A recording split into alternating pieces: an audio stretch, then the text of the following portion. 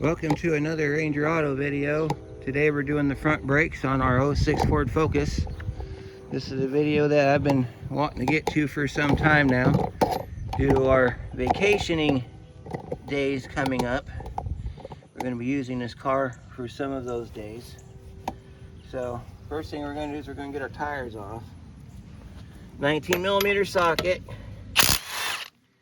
Tires off. I got my carpets down because it rained last night. It's supposed to rain again this afternoon, so we're going to try to get through this as quickly as possible.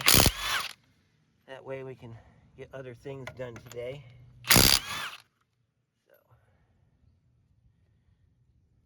brakes are starting to squeal on this car, and that's prompted me to be, well, we need to get this done. Plus, it gives me an opportunity to show you a few things.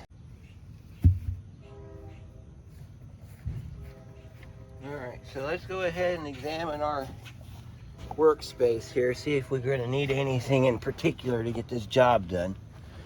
Looks a little bit like our Subaru video we just did. And if you didn't see that one, go ahead and check that one out. We did front and rear brakes on an 18 Subaru Outback. And it's got about the basic same setup. You got your two caps on the back here. You got your retaining spring that we talked about in that video. Looks like the rotor should come right off. I don't know what that's doing out. That's a piece of metal. So I wanted to show you something. Okay, let me show you this. I talked about pad slap in the rear brakes video on that Subaru. You see this here? This is the cause of pad slap. That is your brake pad trying to mate up with your smooth surface on your rotor. And it actually takes surface away from your pad because your pad's shedding, trying to come to a complete, is trying to get to a point where you can actually get some sort of grip. And I don't know if the camera's picking it up, but this rotor is extremely, it's been heated. So we may end up having to put rotors on this car. But I'm going to try to turn this first if there's enough meat left on it. We'll mic it out like we do all of our other brake jobs. See if there's enough to turn on it, and then we'll get it going. So we need to get our caps off and figure out what size our caliper bolts are. We need to get our spring off. This is a single piston caliper, so I got our single piston caliper tool. We'll compress that back, we'll hang the caliper, we'll get the rotor off, we'll get it mic'd, send it over to the machine shop, get that done. Then we'll get our new pads, we'll pop them on here, and then we'll be good to go. So let me go get some tools, and I'll be right back. All right, so we'll get our flat screwdriver in here, and we'll take our caps out. We'll set them to the side. Since we got our caps out, we can take our finger in there and see if these are Torx bit or if they're hex bit. I know they're not a socket because sockets usually don't have, you can't get a socket down this rubber boot. There's just no way.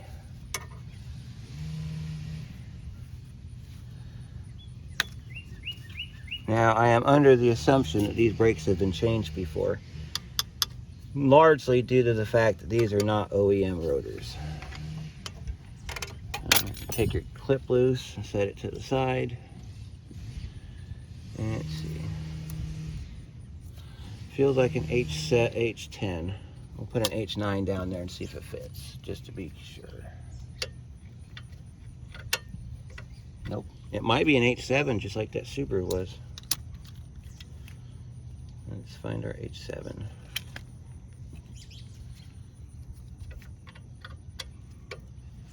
Yep, it's an H7, just like that Subaru was. Well, that's convenient. It's basically the Subaru job all over again, except on a Ford Focus. There's that one. And then you reach underneath here and get this one under here.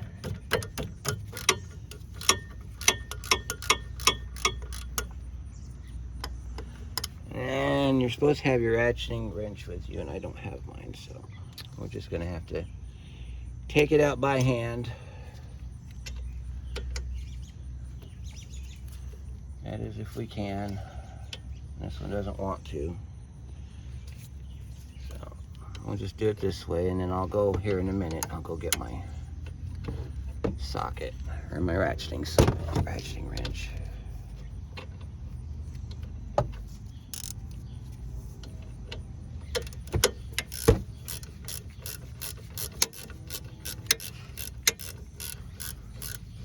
Get our caliper loose, and then we'll get our caliper pressed.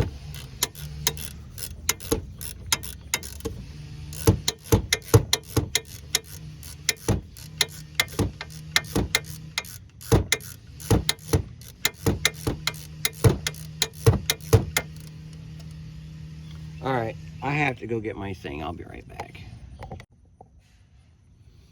All right, we got that one loose. You want to take your screwdriver down in the back side here and make sure that your threads are away from your mounting bracket so that when you go to pull your caliper off, it doesn't get caught. And we'll get under here and get this bottom one loose. This bottom one comes out pretty easy too, since we get it up in there.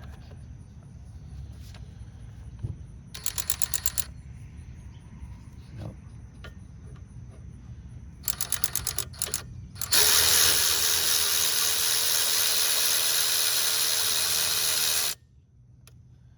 That should do the trick on that one too.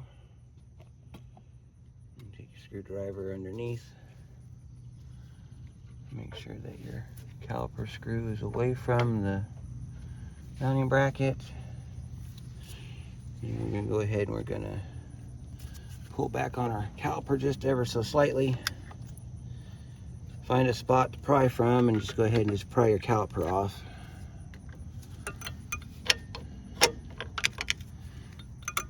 If it keeps the rotor, if it keeps the pads on here, that's fine, because sometimes that'll happen.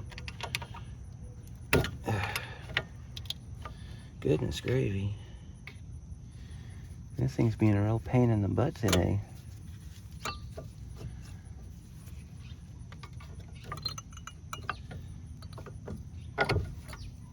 Feels like our bottom caliper screw is not far enough away from the rotor.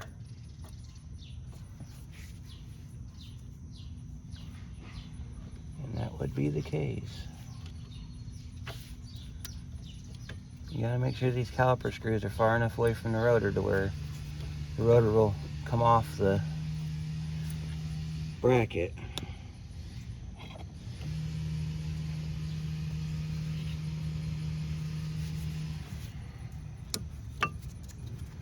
You see the top one's clear, so we gotta get the bottom one clear.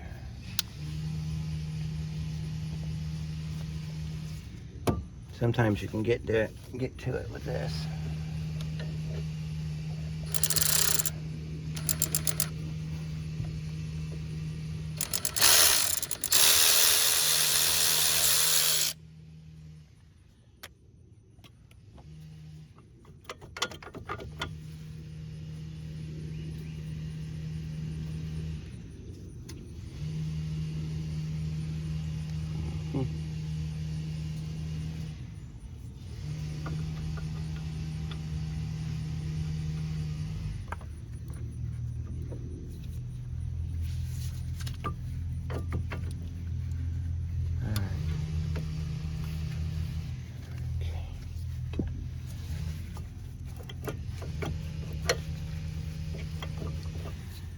I'll tell you what, guys, I need to back you up over here so I can get underneath here and figure out what the freaking problem is here. Caliper don't want to come off.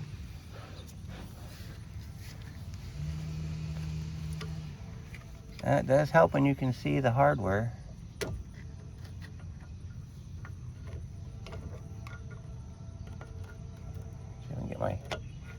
Sometimes you can get the screwdriver in the threads of the screw. You can push it back that way.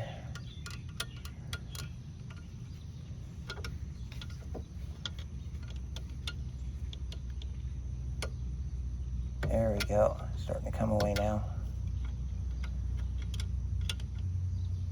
There we go. There we go. Now we can get our caliper off. I don't know why it wanted to stay on there, but it was giving me some issues there for a minute. I'm going to get this caliper off now.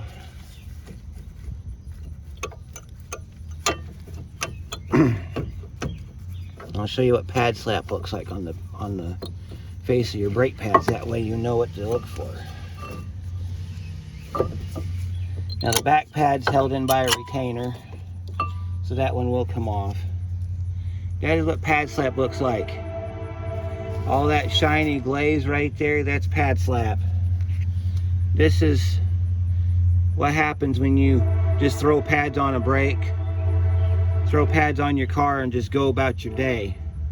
You get this. These pads they might have some life left in them, but they're absolutely useless. You can't reuse them because there's just no way for you to reuse them. Now I'm going to show you this caliper here too. This caliper has an extended boot. See, it's got an extended boot. My finger goes all the way down inside it.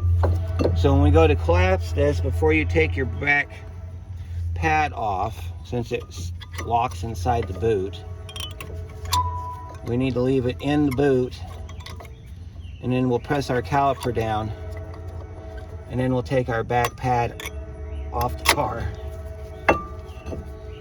So get you up there so where you can actually see what I'm talking about. We'll take our single piston caliper tool, which if you don't have one of these, you've just got to get you one. These things are just the bee's knees, I'm telling you.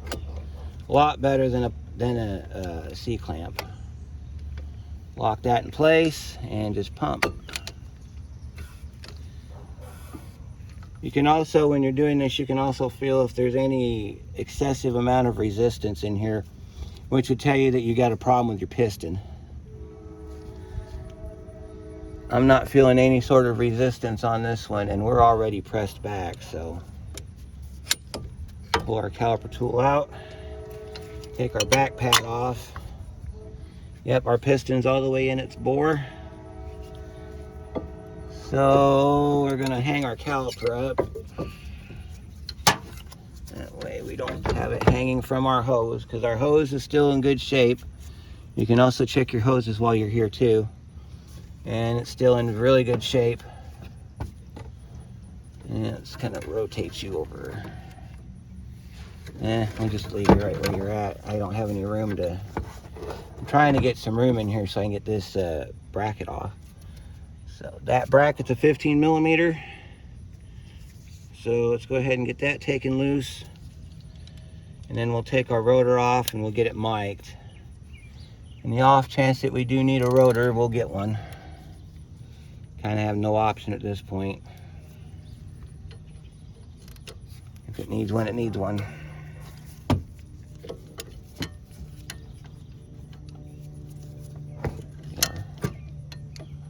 Socket in position here.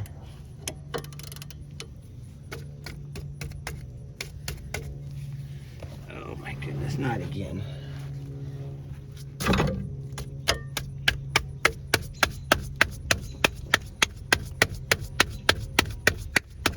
All right, fine. We're gonna have to break these loose with the gun. So let me go get the gun accessories, and then we'll come back and we'll break this thing loose, and then we'll get our rotor off. I got our caliper moved. I might be able to get that on without needing the swivel, but we got the swivel just in case we need it. Another thing you need to do is get you one of these reducer tools. This one's impact rated from Harbor Freight. Comes in a pack of 3. I used the first 2, but the third one's a little bit big, so I don't have anything to use that one on. And get back in here with our gun. There's that one. Oh, it had Loctite on it, so we got to make sure we put Loctite back on it when we put it back on. Hold your bracket. Yeah, there's Loctite on these bolts. Make sure that you put Loctite back on these bolts when you torque them down, or else you're going to lose these suckers in the middle of the highway. We did that on the Ford Ranger. Didn't think about it. On the Ford Ranger, though, you got to replace the bolts. You can't put Loctite on them. You have to replace them. So this rotor here has been on here a minute. So I need to get some spray around in there. And then we need to tap this with our hammer. So if you haven't seen that trick yet, stay tuned. We're about to do it. Alright, so we're going to get our rotor off. We're going to spray it down with some lubricating Pine Sol. That's what we're calling this now, lubricating Pine Sol. You just want to give it a liberal dose around the center there. Take your hammer and we're going to smack it here. We're going to smack it over here, and then we're going to smack it back here until it comes loose. So, I felt it move. And there it is. Simple as that. Alright, so we got a little bit of rust jacking. So we're going to have to get our wire brush in here and clean that up before we put the rotor back on. Other than that, I think we'll be okay. So, let's see if this rotor has any numbers on it, so we can determine if we need to go to service data. Rotor has no numbers on it. Looks like it's been replaced. So if it was original, it'd have a Ford oval either on the front or the back, and it'd have a big long stupid part number on it. But we don't have no long stupid part numbers. We have no ovals. These have been replaced. So let's get it on the bench. I'll pull up some service information. We'll do some measuring and ciphering. That's what we do here. We measure and cipher. And then we'll decide if we need to get another rotor or if we can turn this one. So give me just a couple minutes and I'll be right with you. Okay, so our specs are 930 is minimum machining thickness. 905 is discard. So our nominal, which is where it should be, is 980. So if it's below 930, of course this is inches, 0.930 inches. If it's below that, we can't turn it. Discard's 0.905, so that really does not give us much room here. So, again, I don't know why they put the measurements in inches because everything else is in millimeters, but we'll live with it because we have to. So, just like on every other video, make sure, or every other brake job, make sure you're in the proper measurement up here in the corner. Make sure you're zeroed out. We'll take our measurements from 4 corners like we always do. Maybe you'll get to see it this time. All right, measurement number 1. Now, if the first measurement is at discard, we don't need to measure it anymore because there's no point in it. So if this measures out at 905 or less, we're done. We don't have to measure it no more. We're buying a new rotor. So, something I didn't mention in the last video that we did on brakes. So we're at 0.982 for our first measurement. So that's a good sign. We got some meat on these bones. And 45 degrees next. 0.987. So far, so good. Do it again. So we're halfway around now. 0.990. And then our last measurement.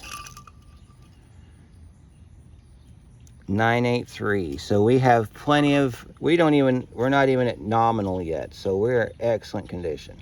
This rotor can be turned. So now we need to mark it so that I know which wheel it came from. So I got my black Sharpie. We're going to put a D on here for driver's side, and then I'm going to tear down the passenger side off camera. And then when I get back, we will put these puppies on there. So we'll see you here in a little bit. All right, we got our rotors back from the machine shop, and well, I'm slightly disappointed. Let me show you what we got here before we get this put back together. All right, I don't know if the camera's gonna pick it up, but you see all these little spots right here on the surface? It's what's called pitting. Pitting happens most commonly from salt on the roads. And what happens is you drive your car in the wintertime, the salt gets built up on your rotor face. You let it sit, you don't drive your car. And then when you drive it, you're like riding the brake. So you get this pitting in here, and it doesn't, you can't feel it on the surface. Now there is, on the passenger side rotor, there's what's known as physical pitting. Physical pitting is when you get little bits of rocks and stuff that fly up behind the wheel. They get trapped between the rim and the rotor, and they actually start punching into the front of the rotor. That's physical pitting. Physical pitting, sometimes if it's not real deep, you can get it turned, but if it's real deep, you're gonna have to just replace the rotor. This right here, I'm gonna try to clean that up with some brake clean. Sometimes it'll come out. If you feel a pulsation from this pitting, then you probably just want to go ahead and just replace the rotor, because there's no way to really get it out.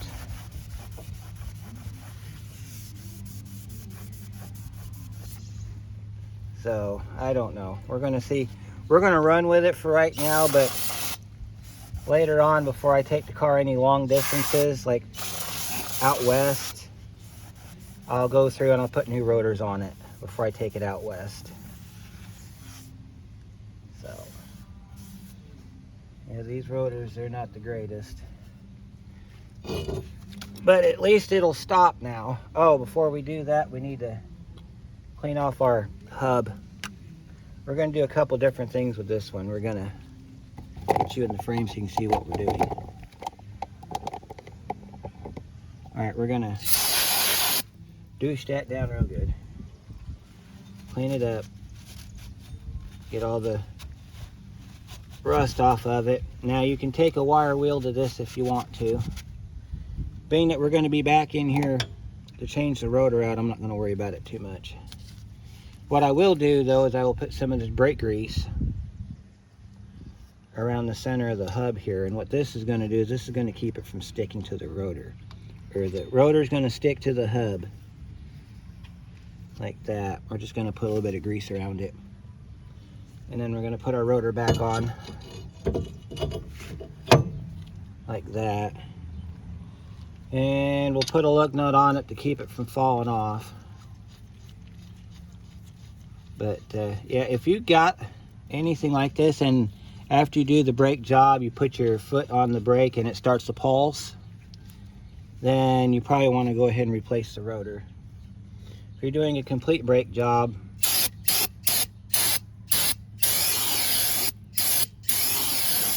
you probably see it real good now. Yeah, see, a couple hard stops might be all I need. I don't know. We'll check back on it later when we get ready to put the new rotor on, because we're not going to change the pads in that video, because the pads should still be good. But what we'll do is, because we're going to have those pads used to this rotor, I'll take a sanding block or Scotch-Brite or something, and I'll scuff up the front of the pad, and then that'll prep the pad for the new rotor. Because otherwise what'll happen is it'll be just as bad as if we put nothing on it at all. It'll be pad slapped. We don't do pad slapping around here. Here's your part number for your front brakes. Good old SC1044, they're ceramic. That's what the OE calls for. In this kit, you get your pads and some new springs. Now, I've had issues with these springs on the Mercury Mariners, which is also the Ford Escape, where it doesn't want to lock into the front of the caliper. So be mindful of that. You may have to modify the spring slightly. But you have a front and a back pad. Your front pad's going to lock into your caliper, and your front pad's going to rest on your caliper bracket. Can't get no easier than that. They even come paired up, see? Come paired up for you. We'll set that away till you're ready to do the other side. We got our pads here. Now this has an arrow on it. This means it's a directional pad. That goes in the direction of travel, okay? So what you have to do is you set this facing this way, all right? If the arrow is facing towards the front of the car, that is for this side. And it is facing the front of the car. So this would be your driver's side back pad. What this is for when you are stopping. You are moving forward constantly. So you want this arrow facing forward. This is what is known as a directional pad. Okay? Now there won't be one on the front pad, because the front pad, it doesn't matter. On the back pad it does. So this pad here is for the driver's side. So we will go ahead and get our caliper bracket cleaned up so we don't have issues with that. So let's go ahead and get that sprayed. Blow our grass into our caliper bracket, because that's just what we want. We just want that. That is what we live for. All right, so if I'm not mistaken, these are the same bolts that's used in the Ford Ranger. But because I didn't do my due diligence, I didn't buy a new set. We're going to reuse the old one. Get you some orange thread lock. Just put some on the threads up where the old, like right up in there. Maybe.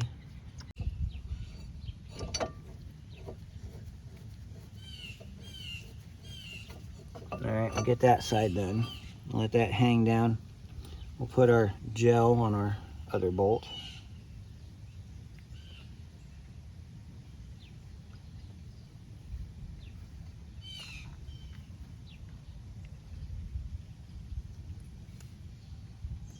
There we go.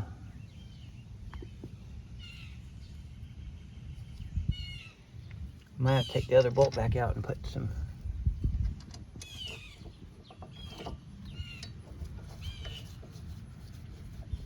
Actually, that's what we're going to do. We're going to take the other bolt out. We're going to make sure we put some actual orange on instead of the liquid. I don't think the liquid has any holding properties to it.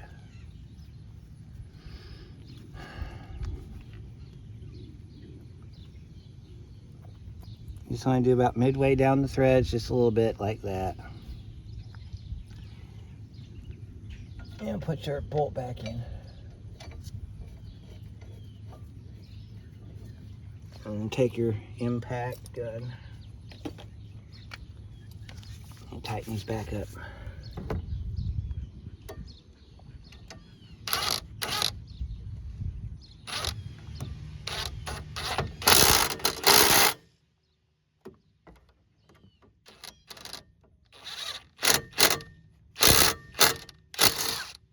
Don't destroy your bolt heads.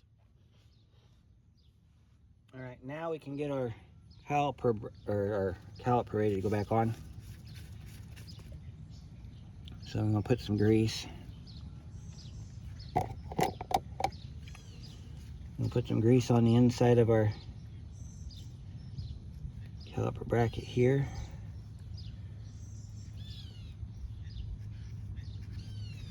Then we're gonna put some on the back of the caliper, and we're gonna put some on the front tabs too. Even though this is one of them calipers where you don't have to really do too much with it, we're going to give it the treatment like we always do. Put some up here on this face right here where the bracket meet, or the pad meets the caliper. Alright, and we can go ahead and insert our pad our back pad goes in here like this. You might have to push down on one side to get it to lock.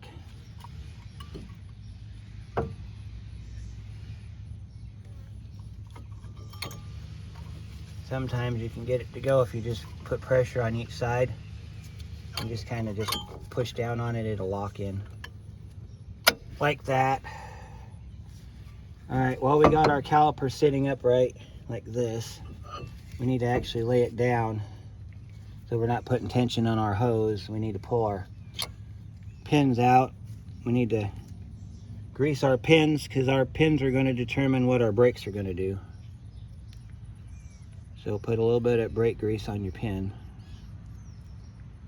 and then put your pin back in. Do that on both sides. And then we'll put our, if that pin was hard to get out, that means that pad, that rotor is not moving. It's a floating caliper. That's what I mean to say, floating caliper. So it has to move. If it doesn't move, then you have a car that pulls to one side and you've got a bunch of other things that happen, and last thing you need is for your car to be pulling to one side. And then you want to exercise your pins in there while you're before you put it back together. And of course, this is how your other pad goes on, just like this. Sits right up in there like that. And we'll take our caliper, make sure our pins are pushed back to where they're flush with the end of the caliper, that way they don't get caught. And then you lock your caliper back down, and then you take your pin, you push it forward until you hear it click like that.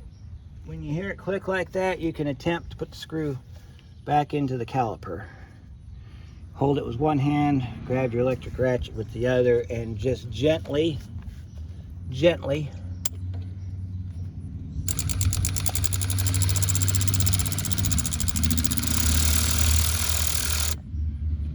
once you see it start going in, you can go ahead and put the bottom in.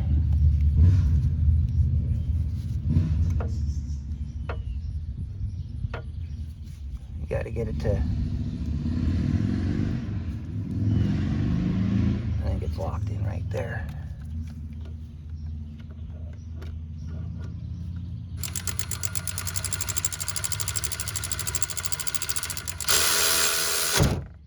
There's that one. Come on. And then you can finish getting this top one in. Alright, and then you want to go ahead and put a little bit of a push on it with your regular ratchet. That way you make sure that it's all tightened up right.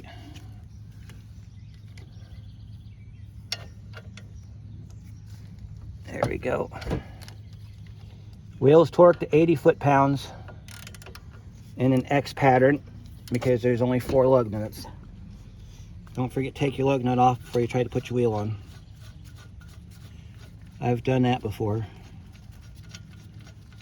And then we got to put your tire back on. Don't forget your caps. If your car came with caps, make sure your caps go back in.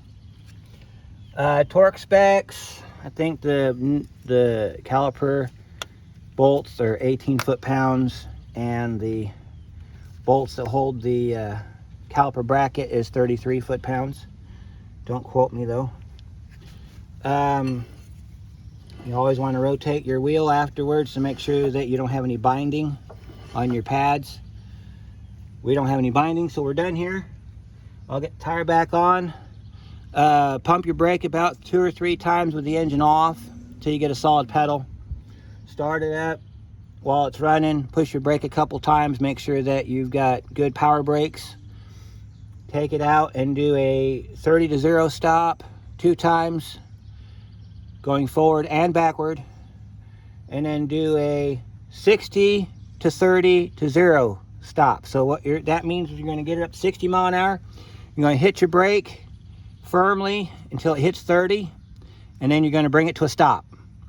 You don't want to do a 60 to 0 stop because the ABS will kick in and it will defeat the purpose of you burnishing your pads. So you want to do a 60 to 30 to 0. And then do that 2 or 3 times. And then just drive it around. And that should do it. So hope you found this helpful. And we'll see you on the next one.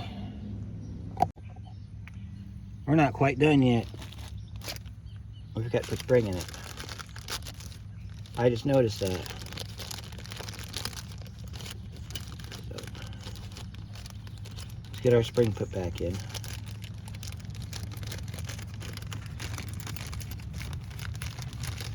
So here's our spring.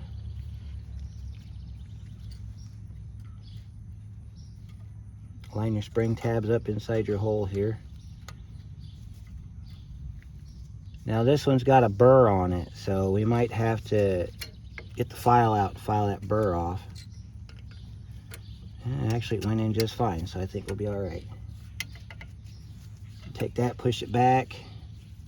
Take that, push it back. Make sure you put this spring clip back on. If you have to, you can take the end of your ratchet here and you can smack it down in there. Yeah, make sure this spring goes back on, otherwise you're going to have problems. Alright. If the spring pops off anytime while you're driving, because sometimes they will, save your old spring and just put your old spring in it. So, there we go.